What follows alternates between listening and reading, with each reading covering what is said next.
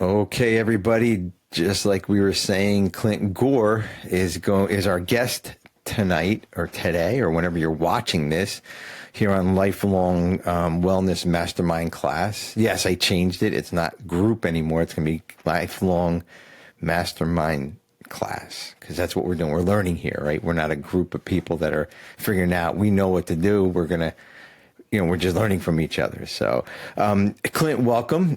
Thank you for being a guest again with us. We appreciate it.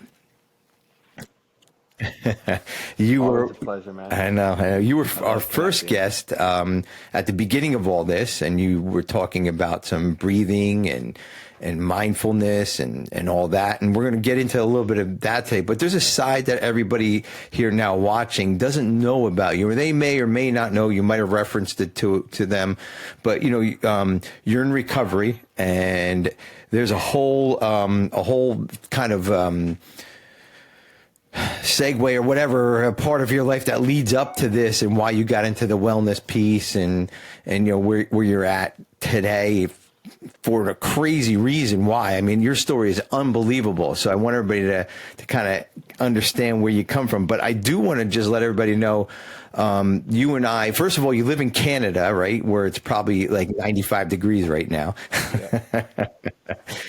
Yeah, yeah. Yeah, it's cold. It's Okay. we Okay. just So got you're a up in storm, Canada, so and yeah. you and I met through Build Your Life's Resume, BYLR, through Jesse Itzler, and I guess we were on his not his but his coaching class, and we just hit it off. I guess Yeah. maybe one of us mentioned we were in recovery, and then we just kind of connected that way, I believe.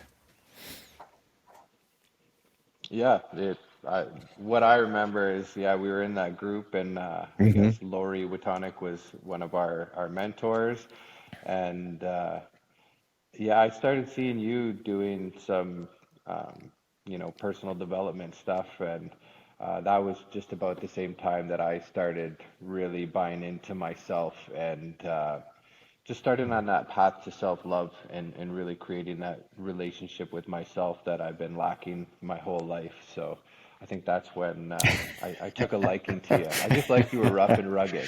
So that was my style. You said it. You said it how That's it. what You came say to it like it mind. is. So I like that. No. Uh, like you said, I like what you said. When I came around, I was just coming around then too, understanding myself. It was COVID, I believe, or right before COVID, or whatever happened. I mean, it was, and Yeah. everybody kind of had to figure themselves out. And on top of it all, you and I met and we were able to kind of cultivate this relationship over all these years. And we lean on each other for things throughout the years. And that's what relationships are about. That's what loving yourself. I love what you said. I found out how I'm loving myself now. I'm figuring myself out. And that's what kind of drew me to you also, because I didn't love myself. Even though I was in recovery, I did not love myself as much as I do today. And I don't mean that in a vain way, but you know exactly what I'm talking about, is that I take care of me first. And that's why I want to pass that along to everybody out there listening, and guests like you who can share with us to really go into some understanding, maybe kind of hit where people were and where they can go to. And that's kind of like what your story was, or is, not was. And you want to talk a little bit Yeah. about like kind of where you were when we met, or maybe a little bit before that, and how life came about for you. Yeah, for sure. So going back to my younger days, I was always, a top athlete. I competed on my national team for track and field. I was on baseball scholarship. I was on a track scholarship. But I was never good with myself. Um, I was trying to get Mm. everybody else's validation, and sports eventually fell away. I had some shoulder surgeries. I had 5 shoulder surgeries and a Tommy John surgery on my elbow, and I was told that I couldn't do any of the throwing sports anymore. And that was that was tough. That's pretty much when the wheels fell off. You know, everything was kind of getting held together by the sports, but I didn't have any idea what my identity was. So I left school and I started working, and nothing really nothing really went well. I was always kind of in that mindset of the best years of my life are behind me. Um, Life sucks. It's never going to get better. Eventually, I kind of got kind of level, and I started working as a petroleum mechanic. And things were kind of good because you know I got some training. I felt like I was advancing in my life, but all that external stuff just kind of goes to the wayside when the brain starts spinning. And I was on the road a lot. My wife and I just had our first child, and I really started to struggle again. Like I had no purpose. I was always on the road. I felt like I was a bad dad, a bad husband. I felt like I was a failure in life. And one day I said to my wife, like, I got to find a new job.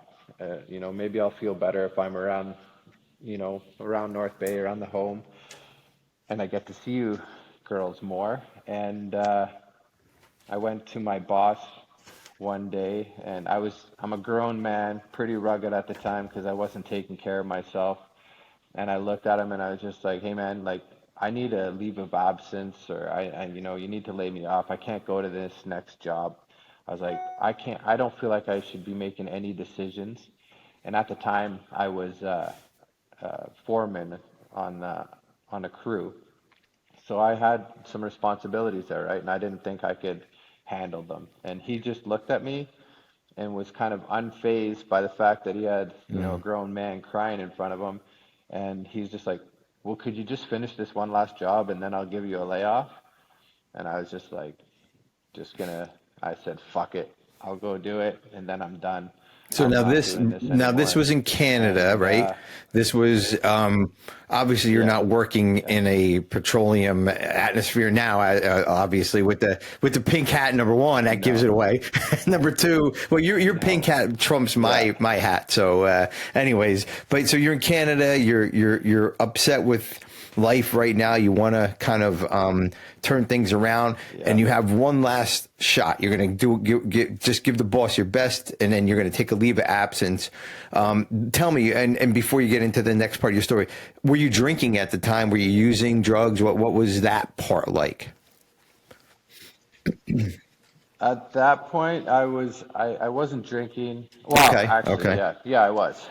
I was, but I was more. okay. I would get high every night, be baked. I would smoke a lot. So just anything, because I was, like I said, I was on the road and every night just struggling, like wondering if every day was going to be like this. And I got stuck in that mindset that I was going to feel this way forever.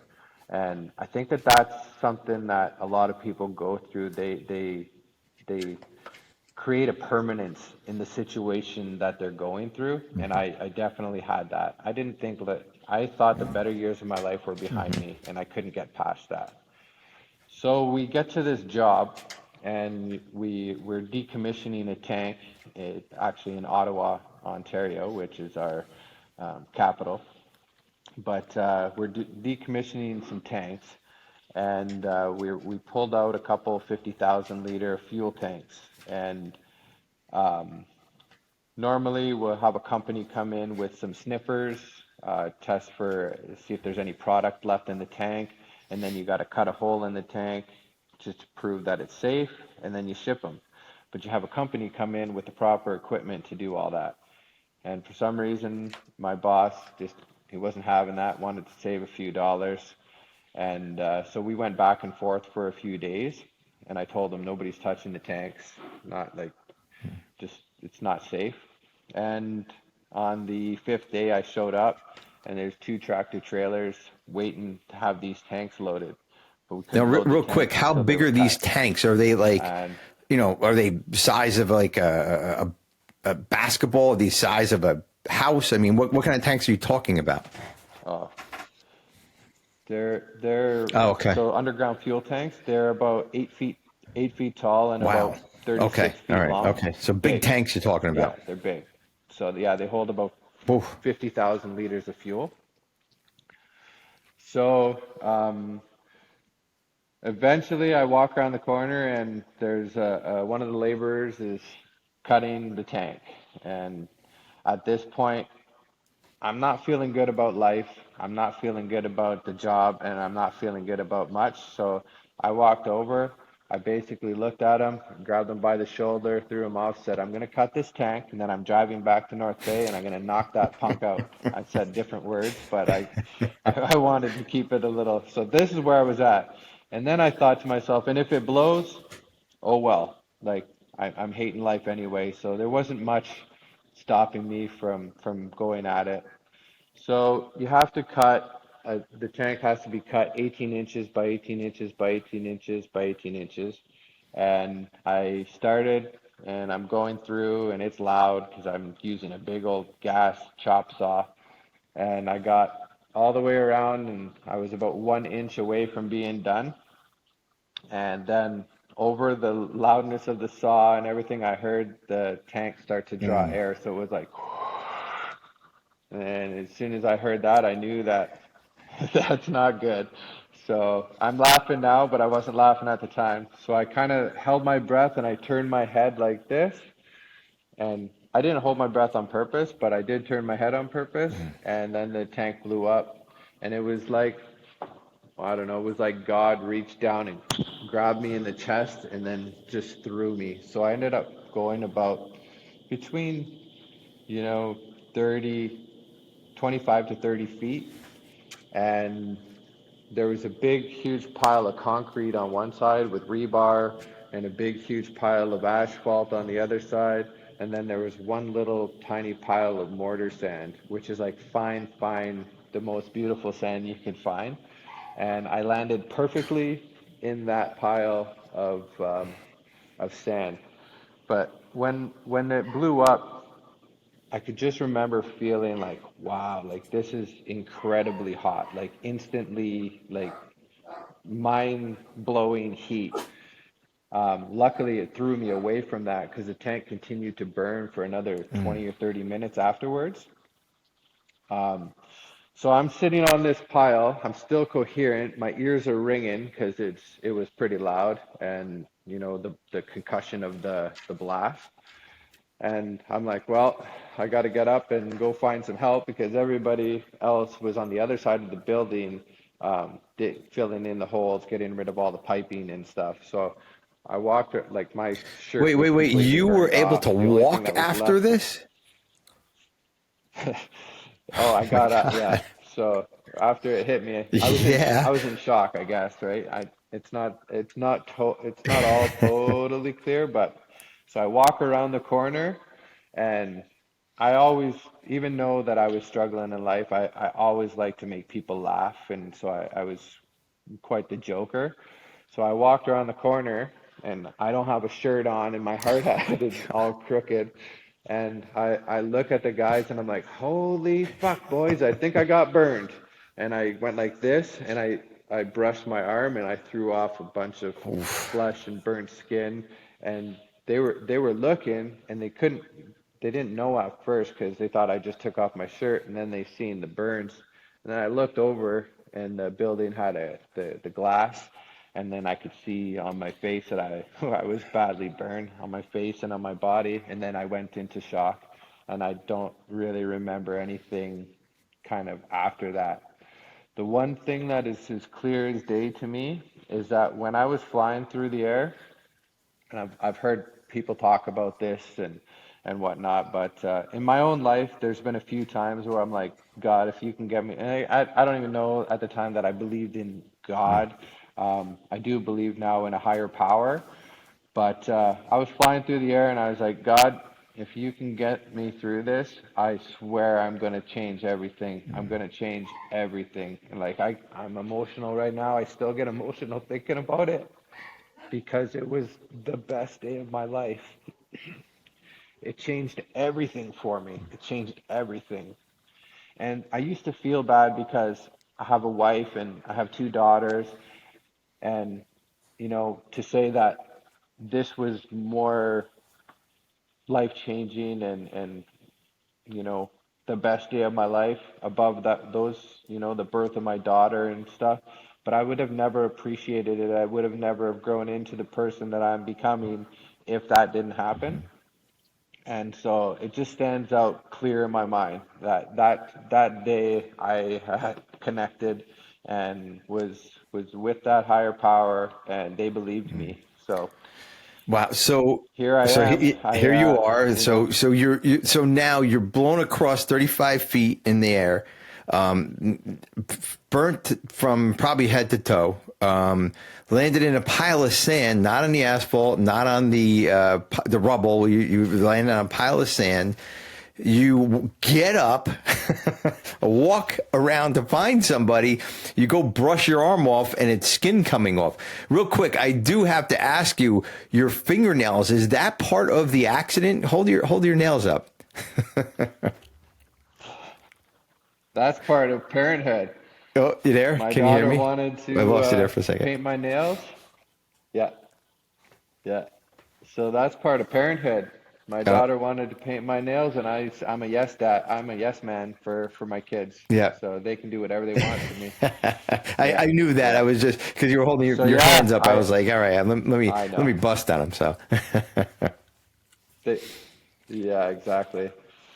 So yeah, I'm around the corner, and then, like I said, once I looked into the window and seen myself, I kind of that's when panic set in, and the next thing I remember was kind of coming to at the hospital. Um, Oh, sorry, I was in the ambulance and they're pouring water constantly on me because apparently when you get burned really bad. So it was 35% of my body was second and third degree burns. So they were pouring water on me and we got to the hospital and it was just kind of like mayhem because my ears were still ringing. There was people coming and going and um, yeah, that was the day that everything changed in my life. And I'd like to say that, everything got better right away, but for the next probably year and a half, the wheels continued to fall off. I was in hospital for just about a month, and they're debriding, and I was in reverse isolation because they Mhm. didn't want me to get any infections. So anybody coming in and out had to be masked up, gowned up, sterilized. And when you get out, you're not used to, I'm used to only one or two people around at a time, like calm. And then when you get out, it's like life again, and you kind of don't know why you're feeling the way you're feeling. Um, so it was it was pretty scary getting out. Are you still there?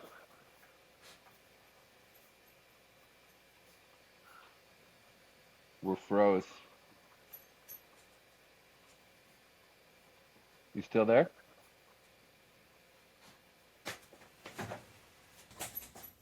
I lost you there for a second.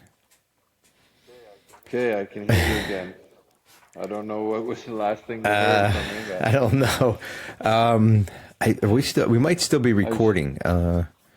We're still recording, so this will pick up. Sorry, guys, we had a little technical issues here, but just keep going with your story because I'm guessing it'll all connect together. We'll have Carl do some yeah. special editing here. So, Yeah, on my end it said it was recorded, so um, yeah, so I well, I was in the hospital for about 30 days, and when I got out is when I started to realize that there was something wrong upstairs, like a thing called mm, PTSD. I didn't really know much about it at the time, but I know a lot about it now. I basically, for the first year after the accident, after getting out of the hospital, I basically lived in my back shed. Uh, any stimulus, any loud noise terrified me. I was basically high from the moment I woke up. I smoked every 10, 15 minutes, hit the bong. I was drinking a bit. Um, I never ever went back. Early in my life, I went through treatment for cocaine and crack. I never went back to the hard mhm. stuff, but I was I was really using alcohol and weed to try to get through those days. So I took about a year. I was living in my garage. You know, my wife would come visit me, my kids would come visit me, but I was basically agoraphobic. I wouldn't leave the house, wouldn't leave the Mm, garage. And one day, after about a year and a half, I woke up. I walked into my house. I was in tears, probably punched a couple holes in the wall. I looked at my wife and I was just like, I'm gonna leave this house right now. I'm gonna walk down the street. I'm gonna knock every single person out until the cops either mm, shoot me or take me in. I was just, I was done. I didn't think that life would ever change. And that's when my wife called for a wellness check, and I got brought to a place called Homewood Health, and it's a PTSD recovery mm, program. So that was a year and a half after my accident. I finally started to get some help. So that was a 56-day program, and they just taught you that like what you're going through isn't unique to you, and that it's okay that you're having these thoughts, and they teach you how to breathe, and they teach you how to accept yourself. You know, I was never the same person, and I would cease to be that same person, but the person that I could be is even better, and you know, I can use this to catapult my life, and I just bought into it. mm. So, and you So, know, so, at that point on, so a year and a half, you were struggling and living in your garage. all big time. Yeah, Wow. didn't leave. Well, Yeah. so you So must have a nice garage. it was just it was a back shed, but I had a 55-inch screen There you TV go. and a lazy boy and a closet full of weed at There the you go. time. So What more can you ask for, right? Closet it full was of weed and a big screen it was TV. yeah, it was all I needed. I mean, we can joke So about it now. We can laugh about it now, but at the time it was definitely serious. I mean, isolation and staying alone and not getting help. I mean, a year and a half is a long time to be in that situation. And yeah, I mean, some people go a lifetime and never get some help, but still, I mean, it's yeah. not easy. And so you walked down the street, you wanted to punch everybody. Your wife got you, and you guys went into is it so the treatment program you went to was more for PTSD? It was yeah, okay. Yeah. So it wasn't a substance abuse Yeah. treatment, more No, mental no. health. I went to treatment for substances earlier on Got it. in my life Yep. there after college. But this one was for specifically for mental Good. health. It was called a post-traumatic stress recovery Good. program. Okay. Okay. So it was me and 12 other guys. Most of them were firefighters and police, and I went there, and that's when I started to, the first thing that they do there is teach you that you got to take care of yourself. So, you have to shave every couple of days, you have to eat, you have to go for walks, you have to do these things, and they just start to embed these good habits in you. And they explain to you what you're going through, the trauma response in your body, how you're in fight or flight mode, you're living in that state. Your immune system doesn't work well when you're in that state. You don't sleep well. Your recovery doesn't happen. So when you're injured longer. When you're not feeling well, it's all compounded. And I started to understand that. And then I got real passionate about learning. Now, when was this? How long So ago was this, Clint? this was Oh, 2017. okay, 20. So Yeah. you and I, we met a couple years later. So this was brand new for you. Oh, well, I'm not Yep. really brand new, but it was a couple years into it. Yeah. Yeah. I met you right when I was like, I just finished my first 50K. Like I listened to Goggins and I listened to like all these people. So I got on this routine when I got out of that PTSD recovery program that I learned good in, good out. So I listened to podcasts. I was off work for 5 years. I would go biking. I'd go bike 180, 200K, and it would just be listening to Joe Dispenza, how to program your mind, Goggins, how to overcome those self-limiting beliefs, Andrew Huberman, all these guys, Jim Quick, Jim Rohn, that's all I listened to for like 5 years, and I started to change. And the biggest point came to mind was that nothing inherently in my life had changed. other than what I was thinking in here. And then I started to work on that self-forgiveness. I hired, I'm big into hiring coaches, life coaches, sports coaches, handstand coaches, and stuff like that. And I had a life coach, and he was a spiritual guy, and he was just like, Clint, man, you need to forgive yourself. And we would sit there and do work where he would say, repeat after me. I'm so sorry, Clint, for being hard on you all these years. I judged you so harshly. I set such high expectations on you. Please forgive me. I love you. And I would say that over and over again. And then all of a sudden I would start to cry. And I would cry like crazy. And then the next time we do it, I would do it again and I would cry. And then the next time it's just like, oh, that one's gone now. What's next? And then I thought I was a terrible dad and a terrible husband because of everything that I put my family through. I had so much guilt and shame from that. And I used to cry even just talking about that. But I love myself now. I forgave myself for that. And it would Yeah. be, Clint, I'm so sorry that I judged you as a bad dad. You did the best with what you could, and I love you. Please forgive me. And I would say that over and I like over. what you said. Like you Yeah. did the best with what you could with what you had, right? And that is so Yeah. true. Yeah. And if we look back on our lives in different seasons of our lives, we've done as best as we could. And I mean, and now before the accident, was this a normal thing for you? Were you angry? Were you upset? But was that kind of I was sad. sad? I was on antidepressant medication. After from the time I left, I was not well in university. I was always struggling mentally, but when I left university, I was just sad all the time, thinking that life would never ever get better. And like I literally said that to myself every single day for years. And I said it up until a year and a half after my accident. Even though when I was flying through the air, I said, God, I will change everything. It was a process, but I got there. But I was still telling myself, like, fuck, man, life is never going to change. This is what it is. This is what I'm cursed to be, and nothing's ever going to get better. And once I changed that topic, like, man, I think life is limitless. I'm going to change the world.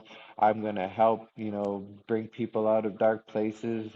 People are going to just grow off my energy and feel my love, and I'm going to share it with everybody because I've shared it with myself now, and I have it within And myself. and you do And, share it with everybody, anybody and everybody. I mean, the minute I came in contact with you, I was like, there's something special about this guy. Like he's, just something about you. It draws people in. Number one, number two, you can tell the self love. You can tell the caring for yourself. You can even look at you and say, okay, well, yeah, this guy is definitely different from everybody else. And the group that we were in, people did take care of themselves. But you definitely yeah, stood out yeah, above and beyond. And you and I really didn't know each other, so all this was yeah. going on. So I guess God collected on his debt a year and a half, on your debt a year and a half later. He said, come on, come with me. He did. Yeah, yeah, absolutely. And now, like I said, so I went through that and I started on that journey. I started pushing myself to physical, like I started doing endurance stuff. And I think that that was more to like prove to myself that, I can do better, I can do more, I can get through hard things. And now I don't do it for any of those reasons. I just do it because I love to be with myself. I love to go out and be in my own thoughts and in my own minds. And I love to see what comes up.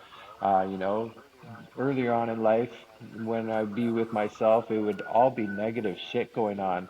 And now, even when I'm in the hurt locker, it's just like, wow, man, I'm so proud of you. Like, what you're doing is awesome. Just stick to it one more step. Like, I don't have negative stuff come up in my mind. And when I do, I challenge them.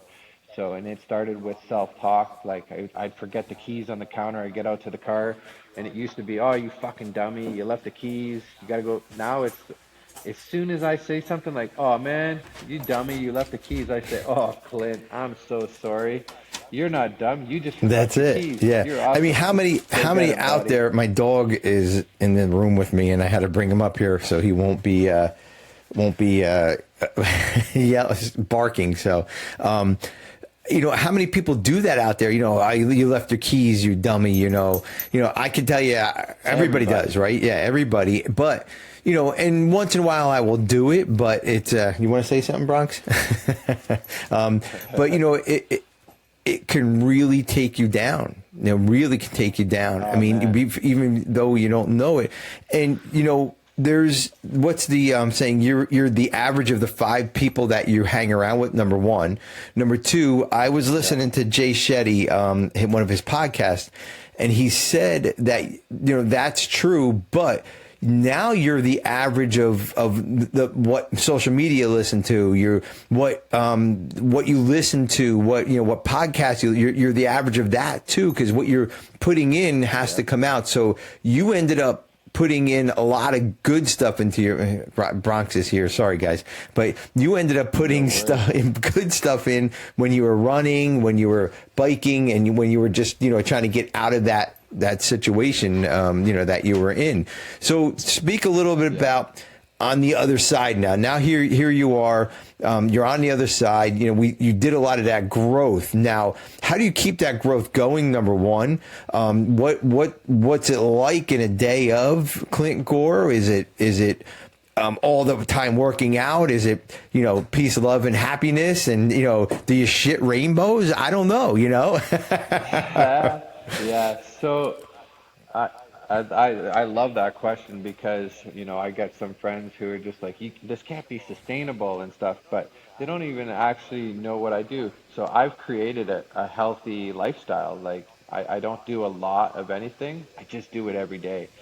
So for me, um, and it's funny because when I started really rolling and really getting to have that good relationship with myself, I kept saying to my friend, "Oh man, I met the coolest guy the other day. Oh man, I met the coolest guy the other day. He's awesome. He's so kind. He does this." And my coach would look at me and he goes, "Clint, that's you." He's like, we talk about this all the time, the law of attraction. What you put out, you get back. And so I'm always so grateful for everybody I meet, and I'm constantly telling people like I'm meeting the coolest people. They're so awesome, they're so loving, like they're so driven, they're gonna change the world. And then I take the time to close my eyes and say, thank you, universe, that's me. I am that. And really receive that and really like own that because it's not cocky, it's not vain. You've become that. But in my life, I wake up every day, first thing I do. So I'm a big advocate for morning and nighttime routines. I wake up at 5 a.m. even when I don't want to because I've created that identity. I'm Clint and I wake up at 5 to get my day started. Feet hit the floor, say gratitude, go drink some water, do some breath work, do a meditation, have a cold shower, do some exercise, and then my day is just a regular day. I go to work. Soon I'm not going to work for anybody else. I'm going to work for Yes, you are. myself. But Absolutely. I I go I go to work. Um, I implement movement and stretching throughout my day. I know I've talked with you and your team about that, about breath work. I'm very aware of my breathing. Breathing is the essence of life. I think that we can control so many things that are going on, our racing minds, just our anxieties and stuff. We can control with breathing. So I'm very focused on breathing throughout the day. Um, and I'm very open to just anything that comes my way now. I don't ever put limitations on it. I follow every opportunity that comes. But I'm just a dad. I hang out with my kids. My kids and their friends think I'm a cool guy because I hire coaches to train me and to do handstands, and I'm always trying to like make my body more flexible. I want to live till I'm 100, and I want to be running marathons when I'm 100. Um, yeah, man, I just bring a joy of life like a kid. Like I live every day like I'm a kid, and I just want to bring that energy to the world. And I think that with that energy just comes a zest for life.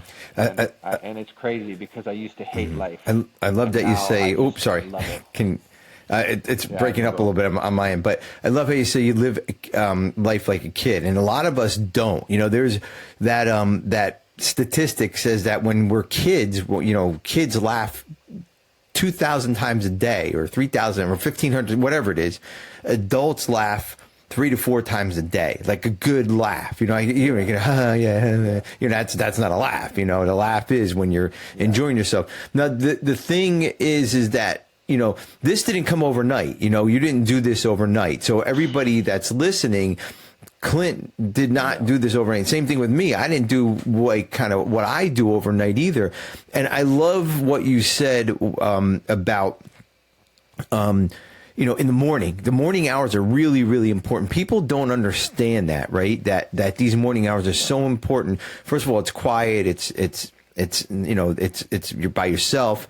And the thing is exactly what you said. I take care of myself in the morning. You don't, it doesn't interfere with your day. You don't take off work to do what you do, right? I mean, it's your morning routine kind of sets your day and your night routine, you know, kind of like what you're saying. Yeah. Yeah. So, yeah, embracing that. And no, it was difficult. It was so difficult. Remember, like, I was at a place where I was ready to walk in front of a bus, or have the police take me out to, you know, I went away for 56 days. That didn't cure me. Like, the next year and a half, 2 years was struggle city. Like, you know, I was trying. I would read a book and be like, okay, I'm going to try that. I would give it a good 30 to 60 days, whatever it might be. I've done all kinds of things. Like, you know me. For anybody who doesn't, if I say I'm going to do breath work, I'm giving it a good try for 60 days. If I say I'm going to try exercise, I'm doing it. If I say I'm going to try fasting or eating a certain way. But I tried these things and I just started accumulating things that worked for me. And yeah, this is kind of the outcome. I just turned 43 on Saturday. I'm doing physical feats that I had never done in my life and never thought I'd be able to do. I'm off of all medication. I just, I don't know. When I meet people, one thing I'm super proud about this year, and I had to really reflect on it before sharing, is that I got so many cool emails this year at Christmas time saying, Clint, I met you on this retreat. I just want you to know that, like, you're so awesome and I love you. Like, you made me feel like the young version of myself. And I got copious amounts of these things. And I mean, I'm proud of that because that's the energy that I'm trying to put out into the world. But that doesn't define me. That the fact that, you know, other people like me, it's the fact that I love myself, that just the way that they're feeling towards me. So I just, it's just been an amazing ride. And, you know, like I said, I could talk about self-love and self-care because that's what got me out of all this. And Yeah. self-care isn't always the spa and, you know, take that rest. Self-care is sometimes doing the shit that you don't want to do, you know, you not procrastinating, or, you know, not putting things off because it's uncomfortable, or having the uncomfortable conversation with a friend who his energy is dragging you down, or cutting people out of your life that just aren't aligning with where you're going. Like, those, that's self-care, and those are tough things to do. And I'm gonna say it because I'm proud of it.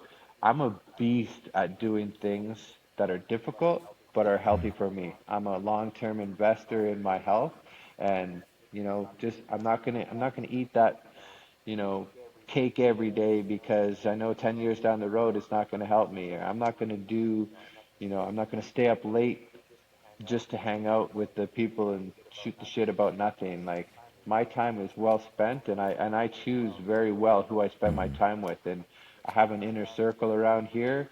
Just created a group where we're going to meet once every couple weeks, talk about our goals, what's holding us back. You know, like, this is the type of community that I'm creating around myself.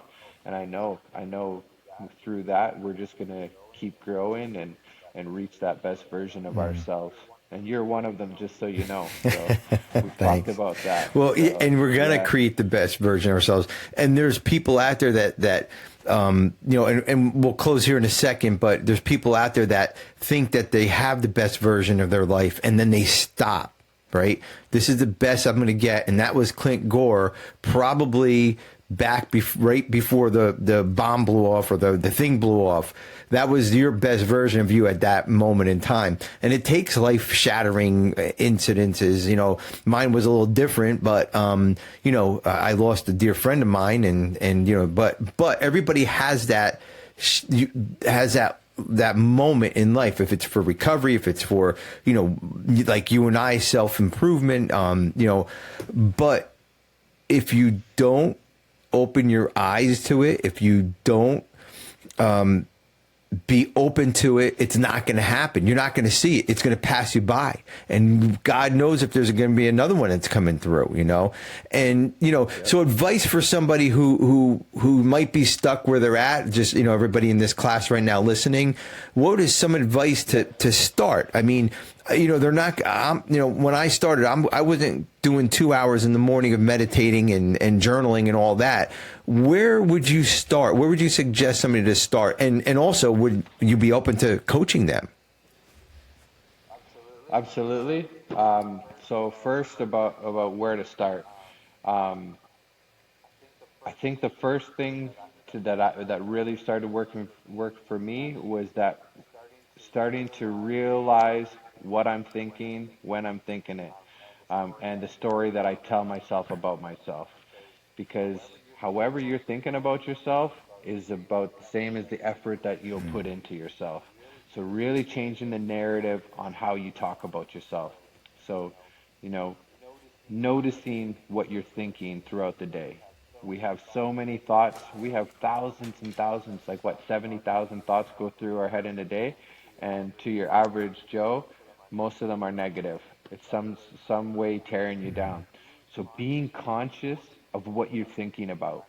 I'm so good at it. I'll catch myself many times throughout the day. So that's one thing. Just starting to realize how you're thinking, what you're thinking, you know, where your thoughts are going. That's major. And journal it, write it down, because you want to be able to reflect. The other big step is small little changes on a consistent basis make big changes. We look at the trajectory, and anybody who talks about personal development talk about, you know, if you set a goal to become your best version in 1 year, you'll become so overwhelmed and so discouraged by your little missteps and stuff that you'll just stop. You'll just give up on it and you'll just get the fuck it's and go, I'm done. I'll never get there. But if you set a little goal, one that I talked about with Ed is, you know, with breath work, you know, 3 minutes a day. Start with 3 minutes, and it doesn't have to be any special kind of breathing. It's just, you know, focusing on that breath for 3 minutes a day. That 3 minutes eventually will turn into 5 minutes. You know, it's the same thing as running. Don't go try to run a marathon the first time out. Go walk one block. Go walk one block and really enjoy the walk. So see everything, smell everything, take everything in, walk that block, and then the next day do the same thing. Not only is your mind going to get stronger, but you're going to get into shape. And then eventually you'll be jogging that block, and then you'll be doing two, and you just keep adding it. It's a game, it's a long game. Compound interest. The things that we do now, the little things that we do now, are going to make big changes later in your life. And, you know, it's not overfilling your plate. Like, be kind to yourself. You're where you're at right now because of all the decisions and choices you made in your life, and it took, for me, 43 years to get here. It's not going to change overnight. We got to do small steps. So I've been working. I'm the new me from 2015. And, you know, it's been constant struggle and success, and struggle and success. So small steps, consistency, and really, really pay Yeah. attention to your So thoughts. You starts got to in the understand brain, what you're thinking. right? That's where you want to start. Starts in the Absolutely. brain. Like I always tell everybody here, you know, move the needle 3%. That's it. Don't move it anymore. Don't give it your Yeah. 100% because in a year you're going to be done. You're like, okay, I'm done with this. I'm not going to give it anymore. I gave it way too much. You know, if we move that needle 3% every day, we're going to keep moving up and not even realizing it and building that platform. You know, I want to thank you for coming on. I could talk another 10 hours with you. I have all this stuff in my head I want to talk to you about, but I just want to I just wanted to get your story out there, because you went from from somebody who really didn't give a shit about anybody, even themselves, to today you take care of yourself first, but that projects into everybody else. And that's what connected me with you. I looked at this guy and I said, oh man, I want to be just like him, right? Well, well, we can't be just like anybody else because everybody else is taken, but I can learn from you, and I can grow from what parts in your life that and vice versa. We grow from each other. And the minute the whole summing it up here, and then we'll close, is that we can't stop learning. We can't. And if we're the smartest person in the room, get the fuck out of the room and find another fucking room. That's it, right? That's exactly what it is. Absolutely. And Clint, thank you so much for coming on, and our little talk here. I know you're going to be around, and to kind of maybe more of these videos to come. If anybody wants to get a hold of you, I will make sure they have your email address in the show notes when this goes out on YouTube. I will make sure that your email address is in there, because guys, you can learn from this guy. You can learn a lot. I learned a lot. It's a selfish thing, but I took a lot from Clint and added to my life, and him and I are. Thanks. And Clint and I are talking about, hopefully, well, I shouldn't say hopefully, we will be running a 100-mile race. We're projecting more towards the end of the year, but there's a whole bunch of stuff to be had here. So Clint, thank you so much. It's been a wonderful interview, and we'll talk more. Absolutely. Thanks. I love to share.